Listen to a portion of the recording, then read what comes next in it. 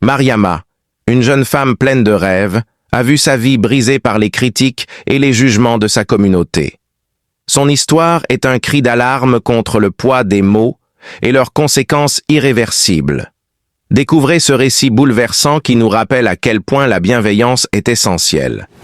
Dans un village reculé d'Afrique de l'Ouest vivait Mariama, une jeune femme d'une beauté discrète. Sa silhouette fine et fragile attirait souvent l'attention, mais pas pour les bonnes raisons.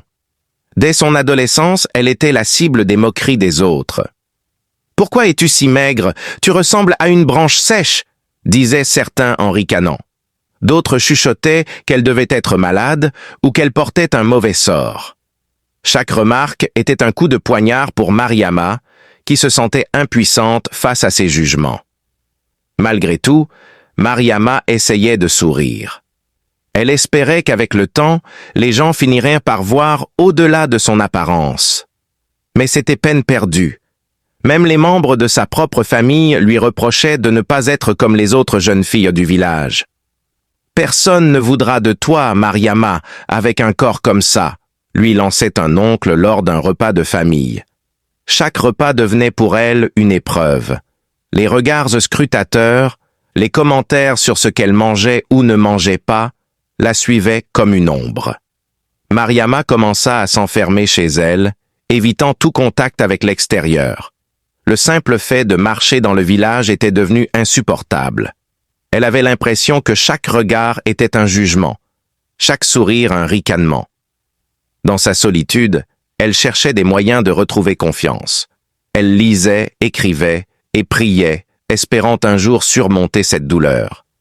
Mais les mots cruels résonnaient en boucle dans sa tête, comme un écho incessant. Un jour, Mariama prit son carnet et écrivit « À vous qui me jugez sans me connaître, savez-vous combien vos paroles me blessent? Vous m'avez volé ma joie, mon courage, mon envie de vivre. » Malgré ses efforts pour se reconstruire, les critiques ne s'arrêtaient pas. Lorsqu'elle osait sortir, les murmures recommençaient, parfois accompagnés de rires moqueurs. Elle tentait de faire semblant de ne pas entendre, mais son cœur se brisait un peu plus chaque jour. Un soir, seule dans sa chambre, Mariama s'effondra en larmes. Elle repensa à tout ce qu'elle avait vécu, les humiliations, la solitude, l'absence de soutien. Elle se sentit submergée par un désespoir profond. Ses forces l'abandonnaient. Dans une dernière lettre, elle écrivit « Si seulement vous aviez su, si seulement vos mots avaient été moins durs. » Le lendemain, on retrouva Mariama dans sa chambre, le carnet serré contre elle.